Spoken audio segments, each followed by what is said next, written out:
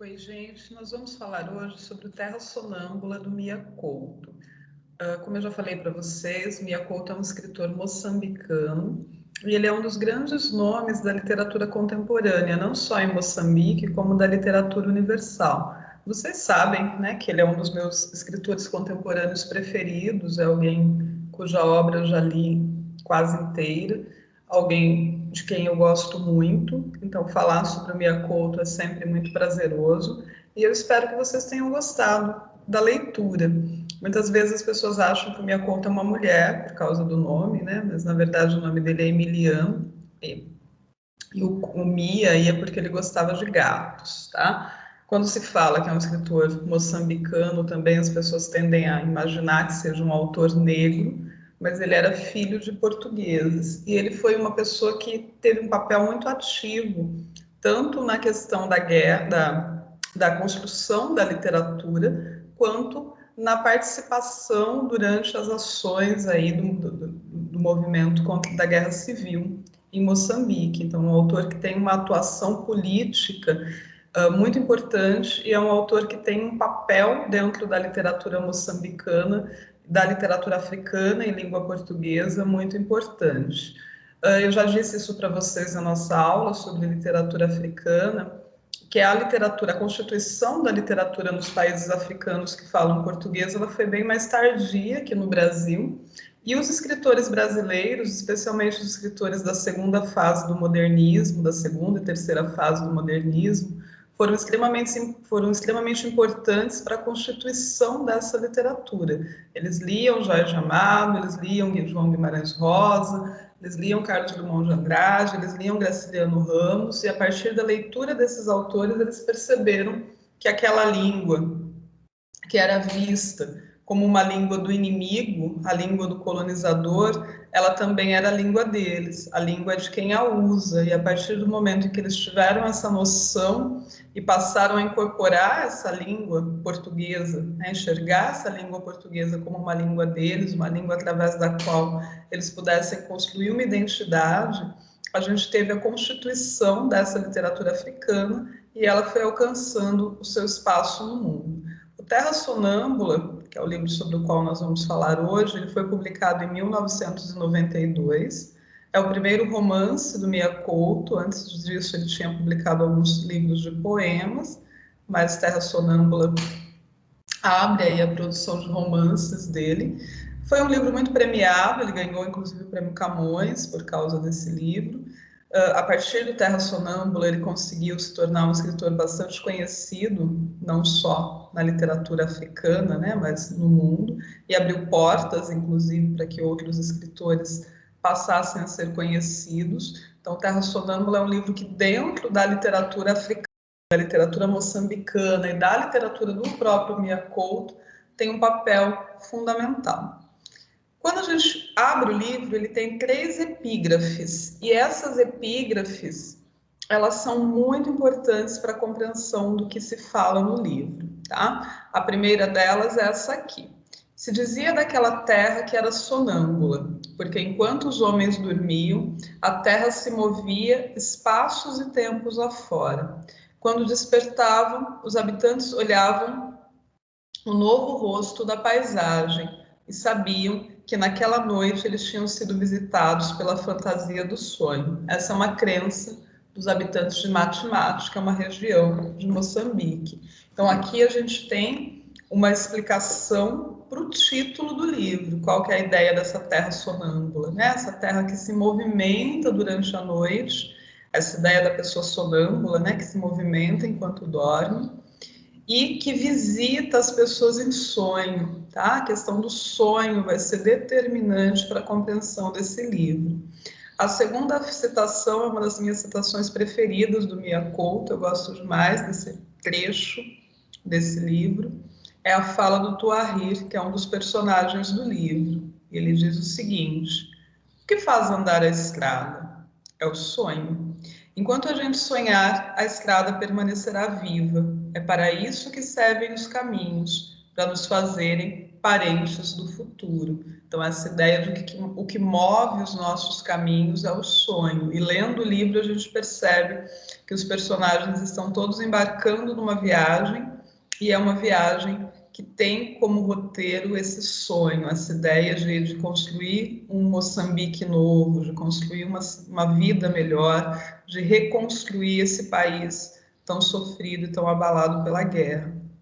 E a terceira citação é uma citação do Platão, em que ele vai dizer o seguinte: há três espécies de homens, os vivos, os mortos e os que andam no mar. A gente percebe que no livro há uma interligação entre aqueles que estão vivos e aqueles que estão mortos, e o mar funciona como uma ponte entre esses dois mundos, o mundo dos vivos e o mundo dos mortos. Então, essas epígrafes, elas são muito importantes para a compreensão da obra, elas servem como uma chave de leitura para a gente compreender o que vai ser tratado na sequência aí do livro.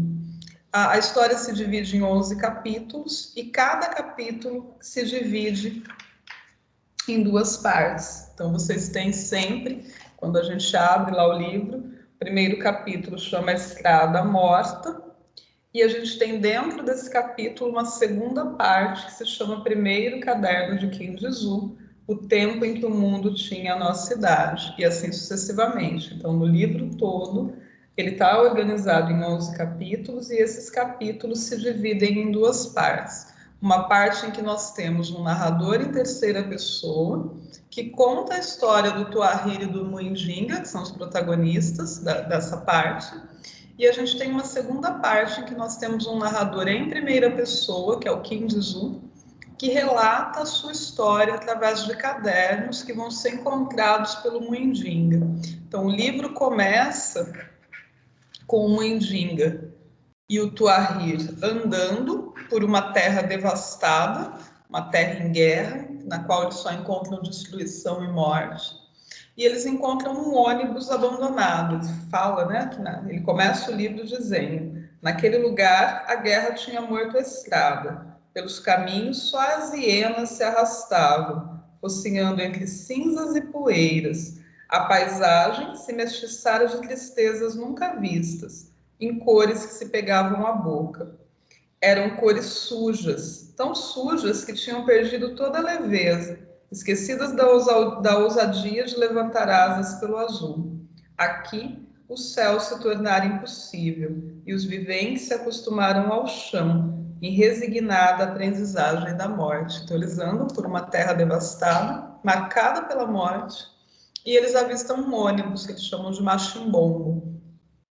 E dentro desse ônibus, é um ônibus que está queimado, destruído, eles decidem ficar ali, porque eles falam que se já, né, tem sinais de destruição naquele lugar, ele está queimado, ele está todo destruído, é sinal que não vão voltar lá nesse momento. Então, eles podem ficar nesse ônibus como abrigo. E ali dentro daquele ônibus, o Muindinga encontra os cadernos, encontra uma mala. Dentro dessa mala, a gente tem um conjunto de cadernos que foram escritos pelo Kim Jong-il. Então, com isso, nós temos duas narrativas. Uma narrativa em terceira pessoa, que vai ter como personagens principais o Tuahir e o Muindinga, e a gente tem uma narrativa em primeira pessoa, o Tuahir narrada pelo Kim Jong-il, tá? E que vai ser lida pelo Muindinga a partir desses cadernos que ele encontra. Para compreender esse livro, é muito importante que a gente tenha em mente o contexto histórico de Moçambique no momento em que ele foi produzido e o contexto histórico no qual essa história se passa, no qual essa narrativa se desenvolve. A gente vem de um período muito longo de colonização em Moçambique, sob domínio português, período marcado por muitos conflitos. De 1965 a 1975 tem uma guerra anticolonial que vai culminar aí com a independência de Moçambique, mas após esse processo de independência, a gente não tem um momento de paz. O país declara sua independência de Portugal, mas começa uma guerra civil, e essa guerra civil vai se desenrolar de 1976 a 1972. Foi uma guerra muito sangrenta, que deixou 1 milhão de mortos, e foi marcada por uma disputa de poder entre duas frentes. partidos, a Renamo e a Frelimo. O Mia Couto, ele participou desse grupo de resistência durante a Guerra Civil, ele se alistou para participar desse grupo e ele acabou ali se tornando jornalista, ele foi responsável por escrever as notícias, as ações que esse grupo fazia. Então ele acompanhou muito de perto essa Guerra Civil e ele viveu tudo isso na pele, porque ele morava ali, era o povo dele que estava passando por essa guerra. Então, Terra Sonâmbula é um livro que vem nesse contexto, que tem como contexto essa guerra civil, e é esse cenário de destruição, de morte, de sofrimento do povo moçambicano, e ao mesmo tempo de uma tentativa de construir uma identidade nacional, de construir uma identificação com essa nova nação que se formava, e que continuava em guerra, que não conseguia alcançar a paz, tá? Então, a história de Moçambique, ela é uma história marcada por guerra, é uma história marcada por sofrimento, mesmo depois da independência. Então, eles conquistam a independência, a gente tem aí a Frente de Libertação de Moçambique, que é a Frelimo, e eles vão entrar em conflito com a Renamo, que é a Resistência Nacional Moçambicana, e começa essa guerra civil. Tá? Em 1992, em 4 de outubro, vai ser assinado um Tratado Geral de Paz, um acordo de paz entre esses dois grupos, e essa guerra vai chegar ao fim. E aí Moçambique precisa se reconstruir, né? Vai passar por um processo de reconstrução, de busca da sua identidade. E a literatura, ela vem muito nesse sentido, de auxiliar na construção dessa identidade desse país que estava se formando. Quem são os personagens da história? A gente tem vários personagens que se dividem, né? Alguns vão aparecer na história do Tuahir e do Muindinga, outros vão aparecer nos cadernos do Kindizu, vão aparecer na história do Kindizu. Então, Muindinga é o personagem principal da primeira parte, da parte narrada em terceira pessoa. Ele é um menino, deve ter em torno ali de uns 10, 12 anos, e ele sofre de uma amnésia, ele não se lembra do passado dele. Ele foi encontrado pelo Tuahir, que é um velho, já no fim da vida, e que é muito sábio. A gente vai ter ao longo do livro uma valorização do conhecimento das pessoas mais velhas, da tradição, isso vai ser muito importante dentro da história que está sendo narrada. E o Tuahir, ele está como uma espécie de campo de concentração, onde ficam os refugiados, e ele está ali ajudando a enterrar algumas crianças mortas. Mas ele observa que um dos meninos se mexe, e quem se mexe é o Muindinga. Então ele vai tirar esse menino de lá, ele está muito doente, ele não se lembra do nome dele, não se lembra de quem são os pais, ele está sofrendo aí de uma perda de memória. E o Tuahir vai passar a cuidar do Muindinga, deixando claro para ele que ele não é o pai dele, que ele não é da família dele, mas ele começa a cuidar e a orientar o Muindinga ao longo desse caminho que eles vão seguir, esse caminho no qual eles só encontram destruição e morte. A gente tem vários personagens que vão se desenvolvendo ao longo da história, e um deles é o Siqueleto. E o nome aí lembra um pouco a ideia de esqueleto, tá? De pensar no Siqueleto como o último sobrevivente de uma aldeia, como um ancião muito velho e que é respeitado por todo mundo por causa disso.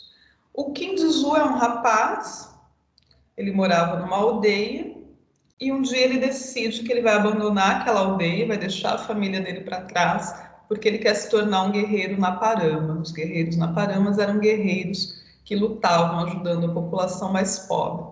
E ele quer se integrar a esse grupo. E ele sai viajando por Moçambique, e ele escreve diários, e esses diários vão ser encontrados pelo Muindinga dentro desse ônibus abandonado. Então a história dos dois vai se cruzar através desse ônibus, através dessa mala que o Muindinga encontra e desses diários. O Taímo é o pai do Kindizu, ele era uma pessoa, ele bebia, ele tinha alguns desequilíbrios emocionais, mas ele tinha a capacidade de prever o futuro. E ele vai prever que vai acontecer uma guerra muito terrível. E por causa disso ele vai mandar o menino, filho deles mais novo, que é o Junito, que na verdade se chamava 25 de junho, que era a data da independência de Moçambique, ele vai dizer para a esposa que eles têm que esconder o Junito, porque vai começar uma guerra e ele corre perigo, e o menino vai ser levado para um galinheiro, e vai ser criado lá como se fosse uma galinha. Ele vai se animalizando ao longo desse processo. E aí, um certo dia, ele desaparece, ele some. O Taíno vai acabar morrendo, mas ele mantém uma relação com o mundo dos vivos. Então, há momentos em que ele aparece para o Kinzu para conversar com ele. A gente vai ter a Farida, que é uma personagem que aparece na história do Kinzu. Ela vai ter um relacionamento com o Kinzu, um relacionamento afetivo com ele, e ela vai pedir para o Kinzu que ele a ajude a encontrar o filho desaparecido dela, o Gaspar. A Farida tem uma história bastante trágica. Quando ela nasceu, ela tinha uma irmã gêmea, e eles acreditavam na aldeia que ela vivia que crianças gêmeas eram o símbolo da desgraça, então uma das crianças tinha que ser morta. Mas a mãe dela não matou, não teve coragem, então ela separa as duas gêmeas e ela entrega a Farida para ser criada por uma outra mulher. A Euzinha é a tia da Farida e ela conhece toda essa história e ela vai contar tudo isso para o Kinzu. A gente tem a dona Virgínia, que vai criar a Farida como se fosse sua filha, e ela era casada com Romão Pinto, que é um português, que seria o pai de consideração da Farida, mas ele vai abusar da Farida sexualmente, e desse abuso ela vai engravidar e vai nascer o Gaspar. Essa criança vai ser entregue, vai desaparecer, e ela tenta resgatar essa criança, tá? A gente tem o Estevão Jonas, que é o administrador da vila, e o marido da Carolinda. A Carolinda é a mulher dele, e ela dorme com o Kinzu, eles vão ter um relacionamento.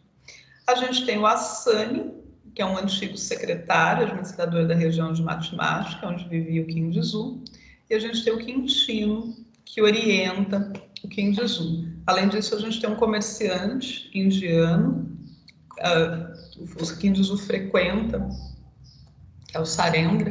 O Kinzu frequenta a loja dele e conversa bastante com ele, inclusive sobre a questão da nacionalidade, né? Desse homem que é um estrangeiro, desse homem que não se sente pertencente àquela pátria, tá? Então a gente tem também essa questão, que é a questão do estrangeiro, de como esse estrangeiro é visto, isso é muito importante dentro do livro.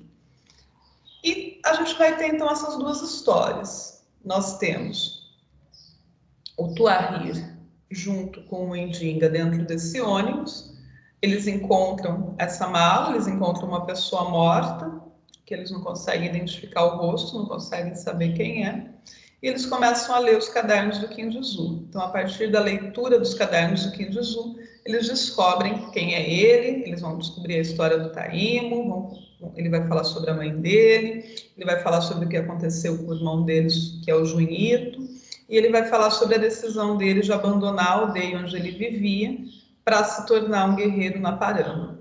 Como pano de fundo, a gente tem algumas questões que são muito importantes. Uma delas é a questão da guerra. A guerra ela é onipresente, ela acompanha todos os personagens, tanto nos cadernos do Kinzu, quanto na história do Taímo e do Muindinga, tá?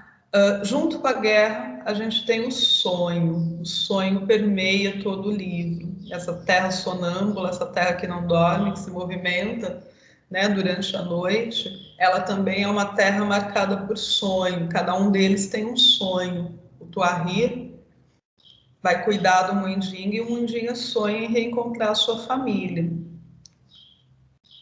O Kinzu abandona sua família, abandona sua aldeia e ele sonha em se tornar um guerreiro na Parama. Depois ele vai assumir o sonho da Farida, que pede para ele para encontrar o filho dela, o Gaspar. Então ele passa a perseguir esse sonho da Farida de encontrar o filho perdido. Então a gente percebe que ao mesmo tempo que a guerra está ali o tempo todo rondando esses personagens, o sonho segue acompanhando todos eles, tá? Então, junto com isso, a gente tem essa ideia dessas fronteiras da guerra que se alargam e que atingem o indivíduo. Todo mundo ali foi afetado pela guerra. Não dá para você viver em um país em guerra sem ser afetado por isso.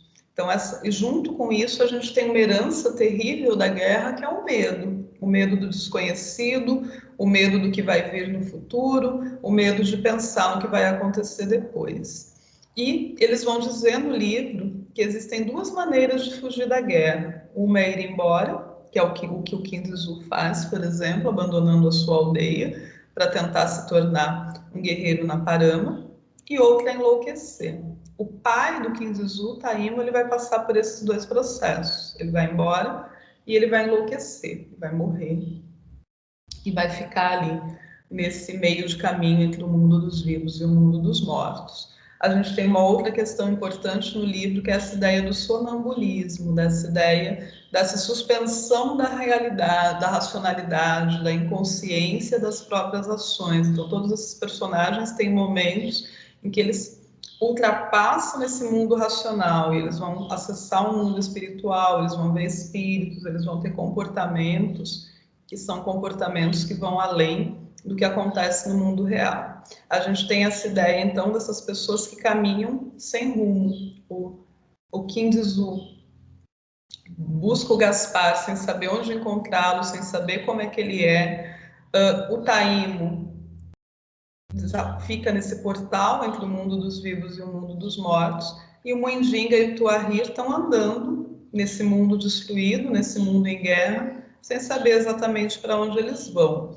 Então, a gente tem essas pessoas que ficam vagando em busca da própria identidade, vagando em busca da resolução dos próprios conflitos e vagando em busca da construção de um novo país, tá? Então, vai ser uma literatura marcada pelo que a gente chama de um realismo mágico, de um realismo fantástico, porque ao mesmo tempo que a gente tem elementos muito reais, como a guerra, por exemplo, nós temos esses elementos sobrenaturais, do sonho, dessas conversas com antepassados, dessa ligação entre o mundo dos vivos e o mundo dos mortos. Então, é uma narrativa que mescla o sonho e o real, que mistura algumas coisas, as duas coisas. A gente tem elementos muito reais e a gente tem esses elementos sobrenaturais, esses elementos do sonho, do mito, das lendas, das tradições africanas, o que é muito rico e muito importante na produção do Mia Couto. Além disso, a gente tem um trabalho de linguagem, uma linguagem poética, uma prosa poética que caracteriza muito a produção escrita do Mia Couto. Ao longo do livro, então, a gente tem o tempo todo essa oscilação entre o real e o fictício. E essa terra é sonâmbula justamente por quê? Porque ela não dorme, ela está o tempo todo se movimentando, movida por um sonho. O sonho de alcançar a paz, o sonho de alcançar um mundo melhor, tá? Então, ele diz, né, que ela deambula.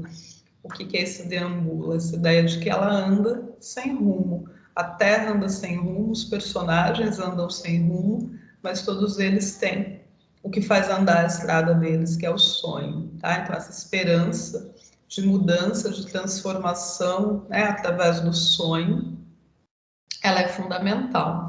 E esse mundo mágico, esse mundo que vai para além do racional, ele contribui para a construção dessa esperança e dessa possibilidade de imaginar esse outro mundo. Então, a gente tem uma narrativa que é conduzida pelo sonho e que passa por esse universo da magia, do fantástico, daquilo que está para além do real.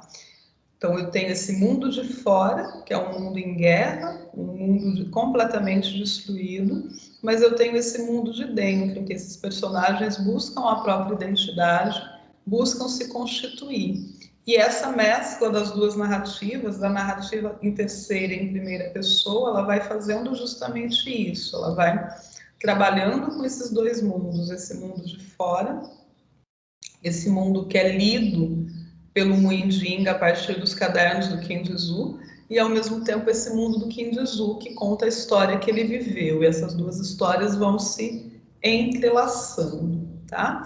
E a gente tem dentro do livro uma importância muito grande nessa relação que há entre o velho e o novo, entre o velho e a criança. Então, ao mesmo tempo que as pessoas mais velhas, como o Siqueleto, como o Tuahir, vão ser extremamente valorizadas pelo seu conhecimento, pela sabedoria que eles têm, eles também vão aprender com os novos. Por exemplo, o Tuahir não sabia ler. Quem lê para ele os cadernos do Kim Desu é o Mundinga. E o Mundinga sequer lembrava que ele sabia ler, porque ele tinha sofrido de uma amnésia. Então ele vai perceber que ele sabe ler quando ele pega os cadernos na mão e ele fica curioso, né? Desperta nele uma curiosidade para saber sobre o que falavam aqueles textos que estavam escritos ali. Então a gente tem essa ideia do velho e do novo que caminham juntos e que aprendem, que compartilham conhecimentos juntos. E nisso a gente tem uma noção dessa pátria moçambicana que está em formação. Então, Terra Sonâmbula é um romance que mostra esse processo de transformação, de reconstrução dessa pátria depois de tanto tempo em guerra. O Kindizu, a viagem que o Kindizu opera ao longo do livro, ela representa esse rito de passagem, de alguém que deixa para trás a sua aldeia, que deixa para trás as suas tradições e que busca o sonho de se tornar um guerreiro na Parama. No meio do caminho ele vai encontrando uma série de outras questões e ele vai assumir o sonho da Farida, que é o sonho de encontrar o filho dela, o Gaspar, tá?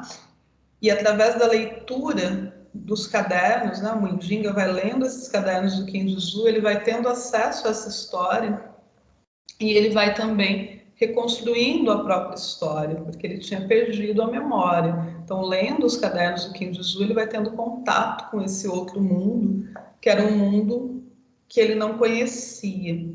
As personagens femininas no livro, elas são marcadas também por esse sonho, por esse desejo de uma nova pátria, o desejo de reencontrar o filho perdido e, ao mesmo tempo, o desejo de encontrar o próprio lugar na sua pátria. Farida, por exemplo, tem essa história muito trágica, né? Marcada pela morte. Quando ela nasce, ela está condenada a morrer por ter uma irmã gêmea. Depois ela vai sofrer um abuso sexual, né? Vai ser estuprada. E desse abuso sexual vai nascer o Gaspar, o filho dela, que vai ser tirado dela, que ela vai né, do qual ela vai perder o contato. E esse filho, ao mesmo tempo, ele representa esse processo de libertação, de alguém que pode vir a ter uma nova história, uma história diferente daquela história que ela tinha. Então, isso também é um elemento muito importante. No final do livro, o que a gente vai ter, que é surpreendente, né? Quando você lê o Terra Sonâmbula pela primeira vez, as duas histórias vão se cruzar.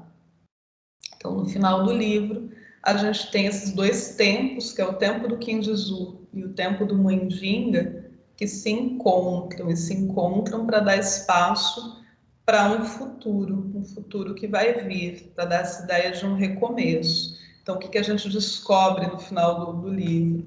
O Kindizu, ele vai reencontrar a mãe dele, ele vai reencontrar o Junito, ele vai cantar para o Junito, e ao cantar para o Junito, ele vai gradualmente recuperando a humanidade dele e voltando a ser um menino, deixando de ser um galo. A mãe dele, ela está grávida porque ela estava guardando um filho para quando a guerra terminasse. E o Kindizu, nesse momento, então, ele salva o irmão, no sentido de que ele resgata a humanidade dele, mas ele vai ser ferido e ele vai morrer. Só que antes dele morrer, ele reencontra o Gaspar, que na verdade era o Mundinga. Então, as duas histórias, a história do começo do livro, se cruza com a história do final do livro. Esse menino perdido que lê esses cadernos, né? Na verdade, está lendo a própria história. O Mundinga era o Gaspar, e ele passa ali naquele momento em que ele encontra o Kindizu antes dele ser morto, antes dele ser ferido, e ele vai descobrir essa nova história. Então, esse mundo de sonhos vai se cruzar. E essas duas histórias terminam se imbricando, né? Se reencontrando, se cruzando, tá? Vai ser um livro muito marcado pela oralidade. O Miyakoto explora muito a oralidade, explora muito neologismos, isso é uma característica da literatura dele, explora muito uma linguagem metafórica e trabalha muito através dessas metáforas com essa construção desse novo universo, desse novo mundo, tá? Então a gente passa a ter no livro esse momento do encontro, esse momento em que os sonhos se realizam e que trazem a ideia da possibilidade da reconstrução dessa nova pátria que agora está independente, que agora se livrou da guerra. Então, no final do livro, a gente tem um encontro entre o velho e o novo, e essa tradição, ela vai semear o futuro, tá? Então, no momento em que o Muinjinga descobre a própria história, descobre que ele é o Gaspar, ele passa a representar a esperança de um tempo futuro, de um tempo melhor, de um tempo de sonhos, de fantasias, no momento em que a viagem chega ao fim, e esses viajantes realizam, ainda que o Kinduzu morra, ele morre, mas realizando o sonho de encontrar o Gaspar, de se tornar um guerreiro na Parama. O Mundinga realiza o sonho de encontrar a sua própria história. Então a gente tem esse momento de cruzamento de histórias e esse momento em que a gente percebe essa possibilidade de uma construção de um novo Moçambique, de uma construção de uma nova identidade. Ao mesmo tempo, o livro termina deixando claro que nem tudo é festa, tá? Que a gente pode vir a ter tempos piores, dias piores, a gente pode vir a ter novas guerras se as pessoas não começarem realmente a se unir, a reconstruir e a produzir uma nova história. Então é um livro muito bonito nesse sentido, né? Ele termina com esse reencontro entre o Kindizu e o Gaspar, né? E que é o Mundinho, né? Nesse momento em que essa história se revela e esse menino se dá conta de qual é a sua identidade, tá? Então, em linhas gerais, é isso. Quem não leu Terra Sonâmbula, leia, vale muito a pena, é uma experiência de leitura maravilhosa, tá bom? Beijo para vocês e até a próxima aula.